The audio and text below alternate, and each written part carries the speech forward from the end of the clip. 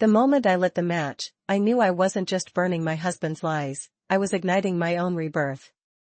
The chandelier in my Greenwich dining room glittered like a frozen fire, casting diamond flecks across Lauren Mitchell's smug face. I, Emily Harper, stood at the head of the table, my heart pounding like a war drum, watching her sip my vintage Cabernet with that infuriating smirk. In 40 minutes, her husband, Stephen Brooks, would walk through my front door with a bouquet of roses, oblivious to the storm I was about to unleash. I'm 34, a forensic accountant who spent years unraveling financial lies, but nothing prepared me for the betrayal I'd uncovered in my own marriage. Tonight, this dinner party was my stage to expose my husband, Daniel Carter, and his mistress, Lauren, to the world they thought they owned. Our colonial revival home on Maple Lane was the envy of Greenwich, Connecticut. Its white clapboard exterior and manicured lawn screamed American dream, the kind you see in Architectural Digest. Daniel, a renowned orthopedic surgeon, and I hosted lavish dinners often, with crisp linens, Waterford crystal, and jazz humming from hidden speakers. Our friends, mostly doctors and their polished spouses, toasted our charmed life. Emily and Daniel, they'd say, raising glasses, the power couple who has it all.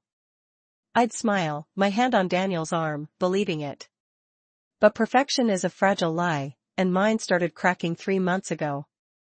It was a Tuesday night, rain tapping the windows like a restless ghost.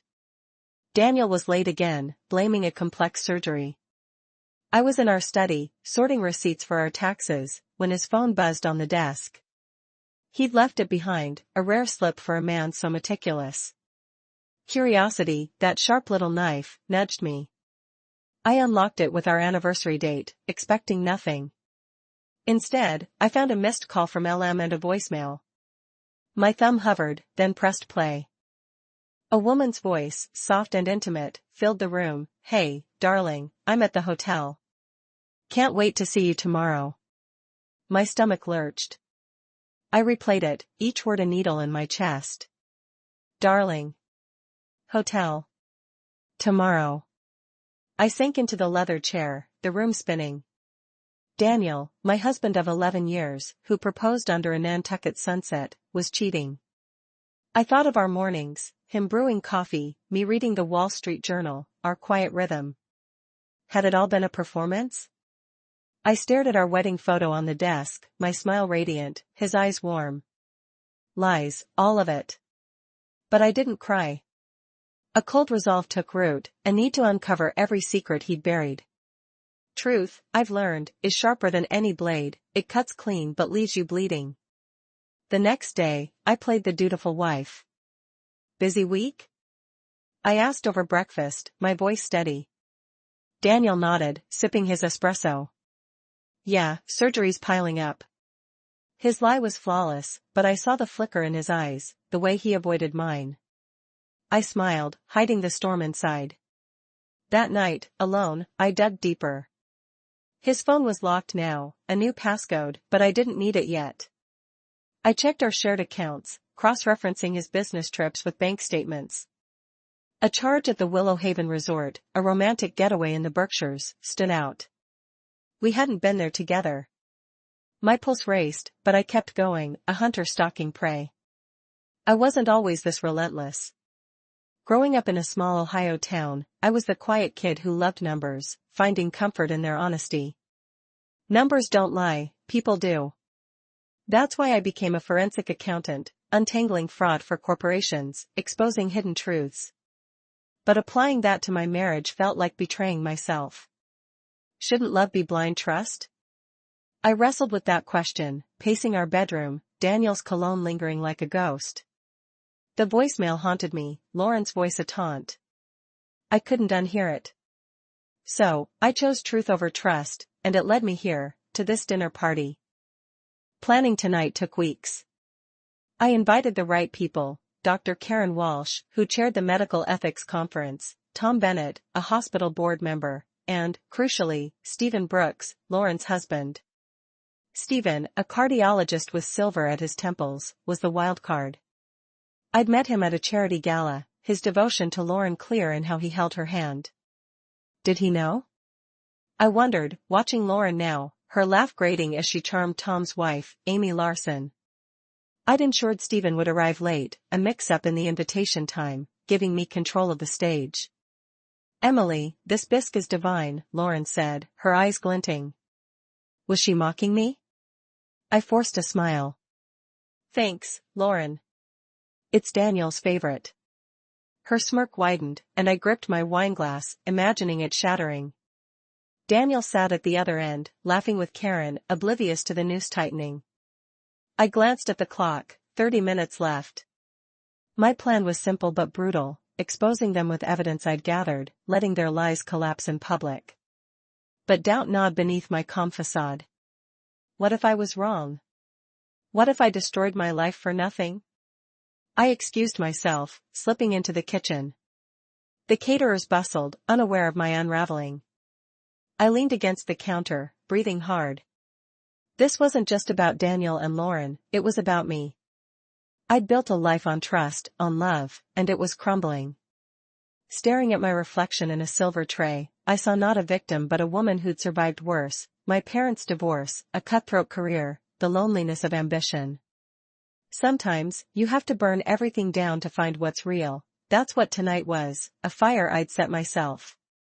Back at the table, I refilled glasses, playing the perfect host. Lauren's perfume, too sweet, clung to the air. I caught Daniel's eye, he winked, and my heart twisted. Did he ever love me, or was I just a piece in his crafted world? I pushed the thought away. Focus, Emily. The doorbell would ring soon, and Stephen would step into my trap. But as Lauren laughed, her hand brushing Daniel's arm, a new fear surfaced. What if exposing them didn't heal me? What if it left me emptier than before? I raised my glass, voice clear. To truth, I said, locking eyes with Lauren. Her smirk flickered, just for a second. To truth, she echoed, clueless. The room clinked glasses, unaware of the bomb ticking. I sat back, heart racing, ready to detonate. Sometimes, the hardest truths are the ones we hide from ourselves. Tonight, I'd face mine, and make them face theirs. The echo of last night's wineglasses faded, but Lauren Mitchell's smirk haunted me, a taunt I couldn't shake. I, Emily Harper, stood in my Greenwich study 3 months ago, Daniel's phone trembling in my hand, a voicemail from LM shattering my world. That moment turned my home into a war zone, my heart a casualty. I wasn't just a betrayed wife, I was a forensic accountant, a hunter of lies, and for 12 weeks, I chased the truth about my husband, Daniel Carter, and his mistress, Lauren Mitchell. Each discovery tore me apart, but I stitched myself together with rage, ready to burn their secrets to ash. The morning after that voicemail, I sat at our kitchen island, Daniel's coffee scent mocking me. He strolled in, tie knotted, whistling. "Morning, babe," he said, kissing my forehead. I froze, his touch a lie. How could he smile while I bled inside? I gripped my latte, watching him fiddle with his phone, now locked tight. "Big day?" I asked, voice calm.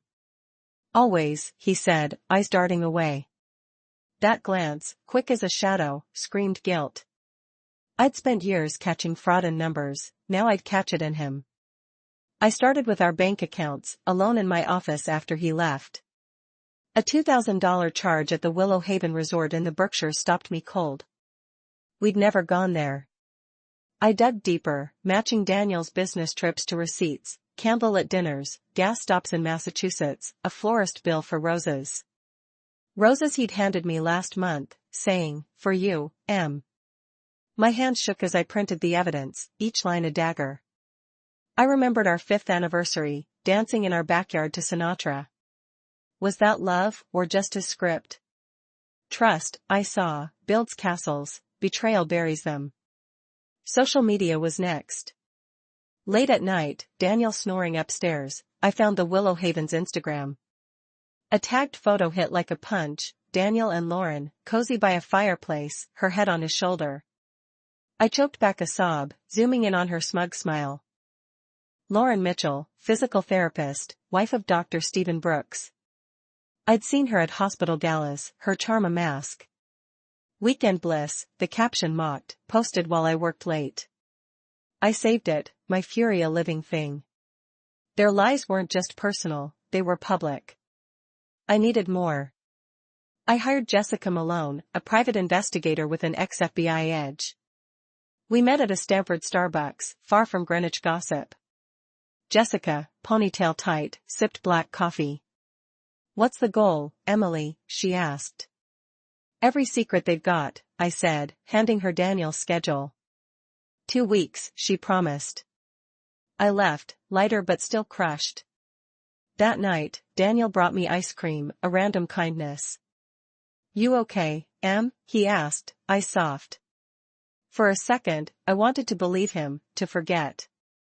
Then I saw his phone light up with LM. I turned away, my heart hardening. Testing him came next. Over Italian takeout, I dropped a bait. "The Berkshires sound nice, like the Willow Haven," I said, twirling fettuccine. His fork paused, eyes narrowing. "Never heard of it," he said, forcing a smile. "You sure?" I pressed. He laughed, too loud. "Why the quiz, Em?" The lie was smooth, but his clenched jaw wasn't. I excused myself, pretending to check the dishwasher, hiding the fire in my veins. How many times had I kissed a liar? Jessica's email landed at 2 a.m. Texts from Daniel's burner phone to Lauren. "You're my everything," he wrote.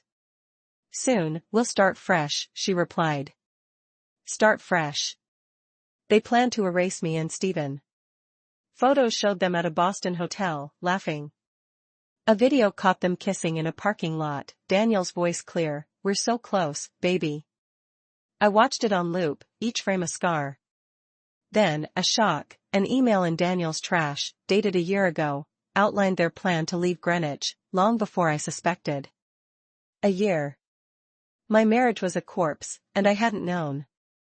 The worst was Lauren's Soho loft deposit, paid with Daniel's consulting firm money. Not our savings, but his secret stash. They were building a future while I planned our anniversary. I collapsed on our bedroom floor, my wedding ring a cruel joke. Trust isn't a gift, I thought, it's a gamble you lose. Against Jessica's warning, I followed them to a mystic restaurant. From my car, I watched Daniel whisper to Lauren, her laugh bright. A waiter served them, assuming they were a happy couple. I gripped the steering wheel, rage choking me. Then, Lauren's eyes flicked toward my car. My heart stopped. Had she seen me? I ducked, pulse racing, until I realized she was waving at someone else. I exhaled, shaking, but the fear lingered. I was too close to losing control. Jessica's reports on Stephen Brooks broke me. A devoted cardiologist, he called Lauren nightly, getting lies. I saw his face at that gala, beaming with pride. He was as blindsided as me. Jessica added a twist. Stephen had questioned Lauren's late nights, but she'd convinced him it was work. Time was running out. I chose the medical ethics conference dinner at Greenwich Country Club to expose them, inviting Daniel, Lauren, and Stephen, with a fake scheduling mix-up for Stephen's late arrival. Nights blurred, my conscience screaming. Was I becoming a stranger, fueled by vengeance? I thought of Mom, rebuilding after Dad's affair. "Pain carves you," she'd said, "but you choose the shape."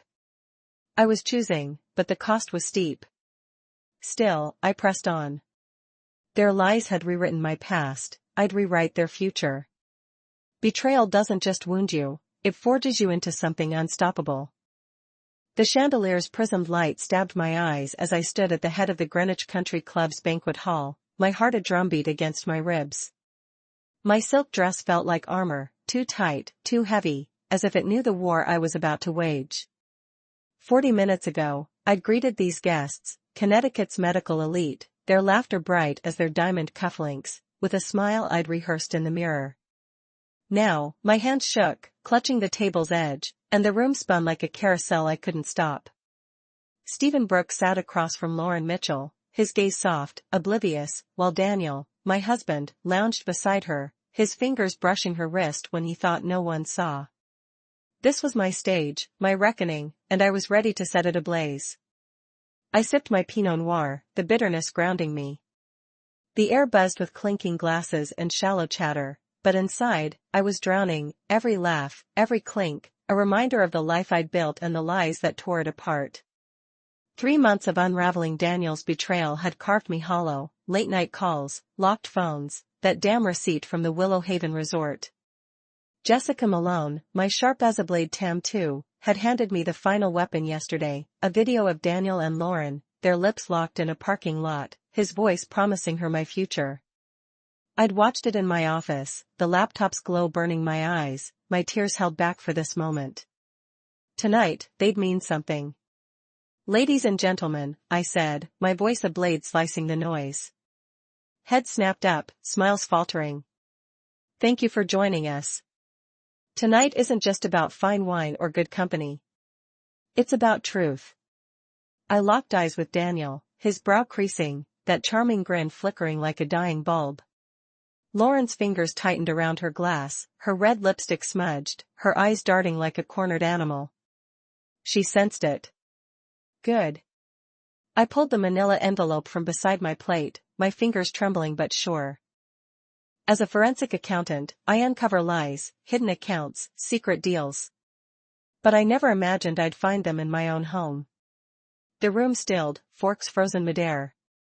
I slid out the first photo, Daniel and Lauren at the Willow Haven resort, tangled in each other's arms under fairy lights, her head thrown back in laughter.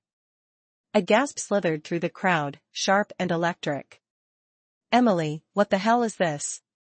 Lauren's voice cracked, her smile a jagged edge. She leaned forward, her diamond necklace glinting like a warning. "You're embarrassing yourself." "Am I?" I said, my voice low, venomous. I laid out the next piece, a hotel receipt from one of Daniel's conference weekends, time-stamped, undeniable. Then an Instagram screenshot, their faces blurred but unmistakable, sharing a candlelit table. The whispers grew, a rising tide.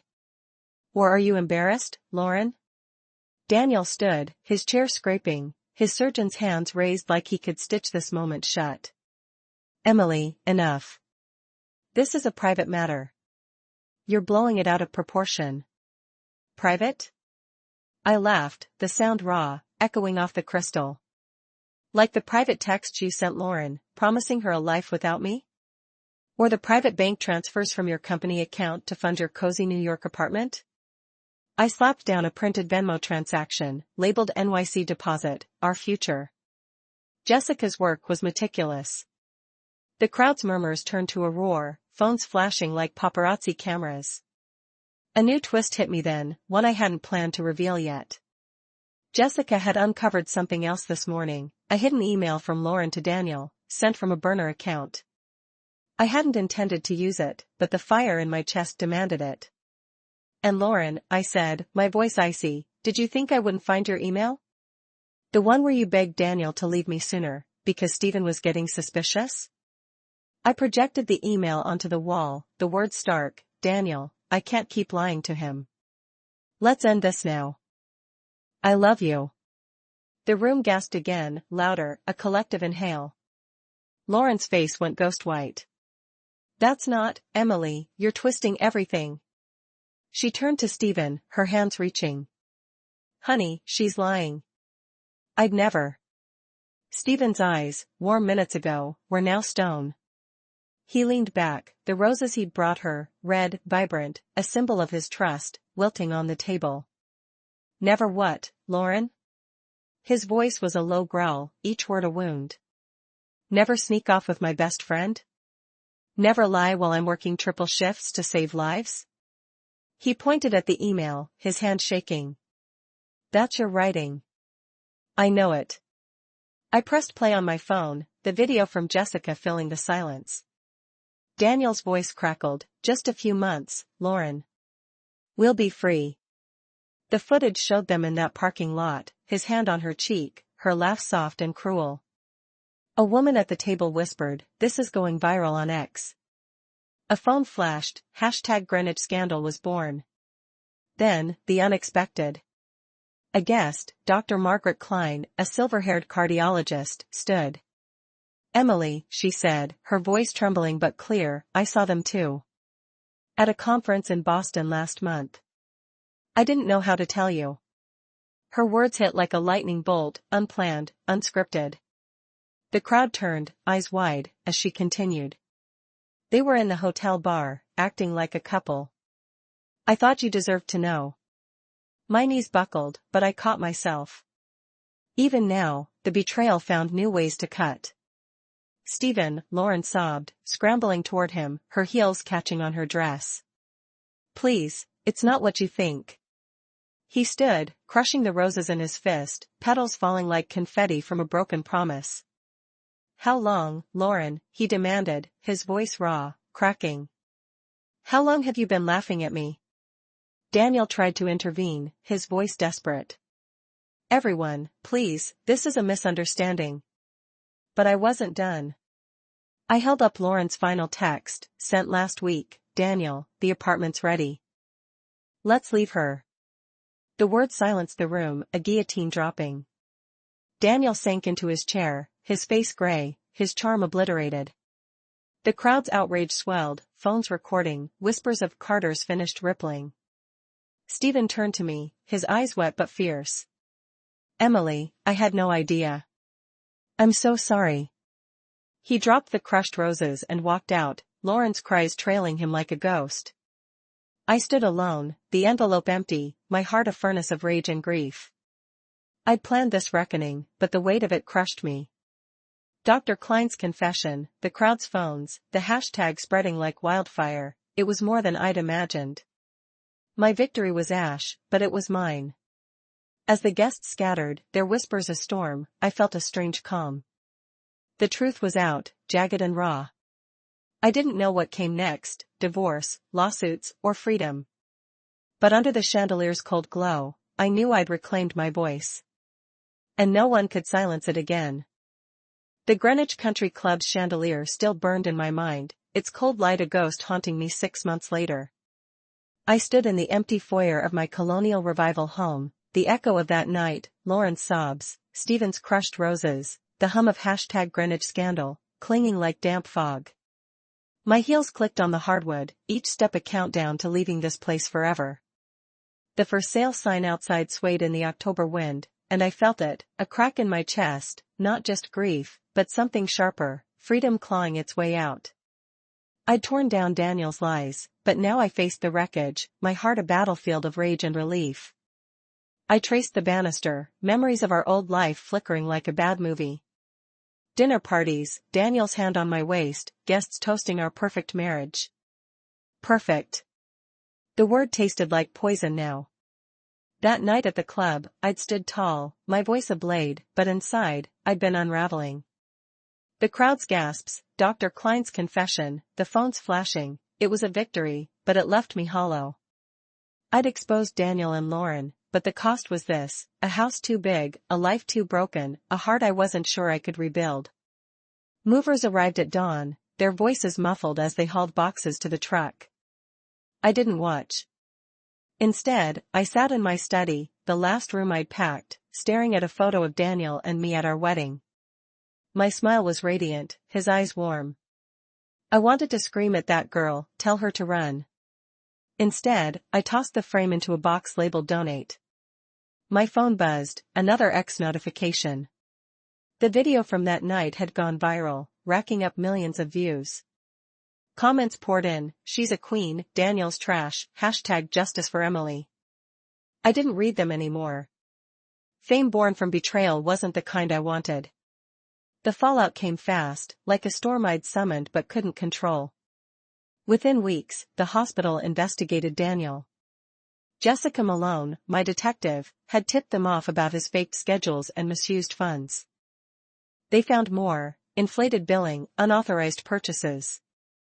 By December, he was fired, his medical license suspended pending review. I saw him once, outside the courthouse, his suit rumpled, his charm gone. He tried to meet my eyes, but I walked past, my heels loud, my silence louder. Lauren's ruin was swifter. Her insurance fraud, uncovered when Stephen turned over her records to prosecutors, landed her an 18-month sentence. I didn't attend the trial, but Stephen did. He called me after, his voice heavy. she cried. Emily said she was sorry. But it's done. He'd filed for divorce the day after the scandal broke, his lawyer ruthless. Lauren's name was poisoned now, her career in tatters. I didn't pity her. She'd chosen her path, just as I'd chosen mine. Stephen became my anchor, unexpected but steady. We met for coffee in January, at a small cafe in Stamford, away from Greenwich's prying eyes. His hand shook as he stirred his latte, his wedding band gone. I trusted her, he said, his voice low. And him. How do we come back from that? I didn't have answers, but I listened, and he did too. We talked about betrayal, shame, the nights we'd questioned everything. By spring, we were friends, trading texts about work, sharing quiet dinners. He helped me navigate the divorce, recommending a lawyer who carved up Daniel's assets like a Thanksgiving turkey. I kept the house's equity, most of our savings, and my dignity. Selling the house was my final cut. I didn't need its ghosts, Daniel's laugh, Lauren's smug smile at my parties. I found a penthouse in Hartford, sleek and modern, with a view of the Connecticut River that felt like a fresh start. The day I signed the lease, I stood on the balcony, the wind sharp against my face, and let myself cry. Not for Daniel, but for the woman I'd been, the one who'd believed love was enough. She was gone, and I was glad. One evening, unpacking in Hartford, a letter slipped from a box of old files. Daniel's handwriting, my name scrawled in blue ink. My stomach twisted, but I opened it. Emily, it began, I'm sorry. The pressure, the ambition, it broke me. I never meant to hurt you. He blamed his job, his ego, everything but himself. I read it once, then lit a match. The paper curled black, ash drifting to the floor. I didn't feel lighter, but I felt done. My career became my refuge. I threw myself into forensic accounting, taking on high-profile cases of marital fraud. Each file, hidden accounts, secret emails, was a mirror of my story, but now I wielded the truth. My boss noticed, promoting me to lead investigator. I hired Jessica full-time, her FBI-honed instincts a perfect match for my drive. Together, we exposed cheaters, liars, thieves. Every case felt like redemption, a way to reclaim the trust Daniel stole. Stephen and I grew closer, our friendship a quiet strength. One night, over takeout in my penthouse, he laughed at my attempt to chop scallions, his eyes crinkling. You're a disaster in the kitchen, he teased. I threw a napkin at him, grinning. It was the first time I'd laughed without a shadow. We never crossed into romance, too raw, too soon, but his presence healed something in me. He was proof that not all men lied, that trust could grow again. The scandal faded from X by summer, replaced by newer dramas, but its scars lingered. At a conference in Boston, a colleague whispered, "You're the Greenwich woman, right?" That was epic. I smiled, changed the subject. I didn't want to be defined by that night, though it had defined me for months. It taught me something. Justice isn't just exposure, it's what you build after. I'd lost a husband, a home, a dream, but I'd gained a spine of steel. As I stood in my penthouse, the river glittering below, I felt the weight of those 6 months. The pain was still there, a bruise I could press if I wanted. But I didn't. I'd fought for my truth, paid its price, and come out stronger. Daniel's letter was ash, Lauren's life a cautionary tale, and my old house someone else's story now. I wasn't whole yet, but I was free. And freedom, I learned, was worth every tear. The match flared in my hand, its tiny flame consuming Daniel's letter, each word of his hollow apology curling into ash. A year after I shattered his lies at the Greenwich Country Club, I stood in my Hartford penthouse, the Connecticut River shimmering below like a vow I'd made to myself, no more illusions. The ash fell, and I felt it, a surge of freedom, raw and fierce, drowning out Lauren's sobs, Stephen's broken voice, the hashtag Greenwich scandal that had defined me. I wasn't the betrayed wife anymore. I was Emily Harper, forged anew from the wreckage, my heart a crucible of resolve and hope. 6 months ago, I'd left Greenwich, the for sale sign on my old house a final farewell to a life that no longer fit. Now, From my penthouse's towering windows, Hartford's skyline stretched wide, a canvas of possibility. I'd traded colonial charm for sleek steel, and it suited me. My career had soared, leading a team exposing marital fraud felt like wielding a torch in the dark. Each case, each liar unmasked, stitched me together. Yet some nights, like tonight, the scars throbbed, whispering, was justice worth the cost? Could I trust again? I sipped my coffee, the mug warm in my hands, and thought of Stephen. Our friendship had blossomed into a quiet ritual, Sunday dinners at my place, his laughter filling the voids Daniel left. Last week, he'd brought Merlot, chuckling as I wrestled the corkscrew. "Emily, you're hopeless," he teased, his eyes crinkling, no trace of the man who'd crushed roses a year ago. We'd cooked pasta, swapped stories, and for once, I didn't flinch at the word future. Stephen wasn't a lover, neither of us was ready, but he proved bonds could heal, that not every promise broke. My phone buzzed, a text from Jessica, my detective-turned-partner. "New case, CEO hiding assets. You in?" I smiled. Jessica's knack for unearthing lies had saved me once, now we were a team, dismantling deception across Connecticut. This case, like others, hit close, a wife betrayed, a life unraveling. I replied, "Count me in," feeling a spark. Helping others find truth wasn't just work, it was my redemption, honoring the woman I'd been before Daniel's lies. At my desk, files stacked neatly, each a story of betrayal turned to justice. A year ago, I'd been a ghost, smiling through pain at Greenwich parties. Now, I led investigations that made headlines, my name spoken with respect, not pity. At a conference last month, a young accountant approached, voice shy. "Your story gave me courage," she said. "I left my cheating fiancé because of you." I hugged her, throat tight. I didn't seek to be a symbol, but if my pain lit another's path, it wasn't wasted. The scandal had faded from X, its hashtag buried under newer dramas, but its lessons endured. Truth cuts deep, but it frees. Exposing Daniel and Lauren hadn't erased the hurt, his whispered promises to her, her smug smile at my table, but it gave me power. I'd sold the house, kept the assets, built a life that was mine. Daniel was a shadow, his career ruined, his apologies ash. Lauren, out of prison last month, had vanished from Greenwich, her name a warning. I didn't hate them anymore. Hate was heavy, I'd let it go.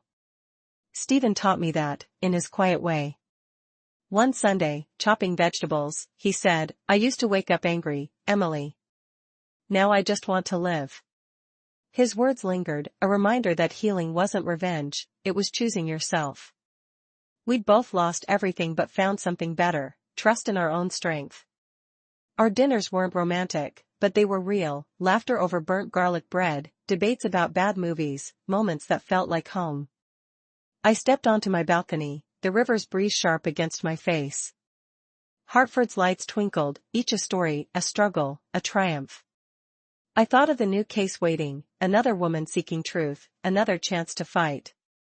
My heart bore bruises, but they didn't define me. I'd faced betrayal, stood in a room of flashing phones, and walked away whole. That night at the club, I thought justice was exposing lies. Now I knew it was rebuilding, finding yourself in the ashes. Leaning against the railing, my coffee cold, I felt it all, pain, pride, possibility. A year ago, I'd worn a mask, trapped in a lie. Now, I was free, my life a mosaic of hard-won truths. I didn't need Daniel's love or Greenwich's approval. I had my work, my friends, my strength. That was enough. As I stood in that ballroom, watching their lies unravel, I realized something: the truth doesn't just set you free, it gives you a chance to rebuild stronger. Life's too short to hold on to pain, but it's never too late to find your own light. My phone lit up with an X alert, a stranger's post about my story, still inspiring. I smiled, not for fame, but for the thought of someone finding courage. Life had broken me, but it built me stronger. I wasn't just surviving, I was thriving, one case, one dinner, one truth at a time. What about you? Have you ever rebuilt after betrayal? How did you find your strength? That's the power of truth, isn't it? What do you think? Can justice heal a broken heart? Share your thoughts below, and if you love this story, drop a comment with your thoughts. I'd love to hear them. And subscribe, stick around for more stories that remind us who we really are.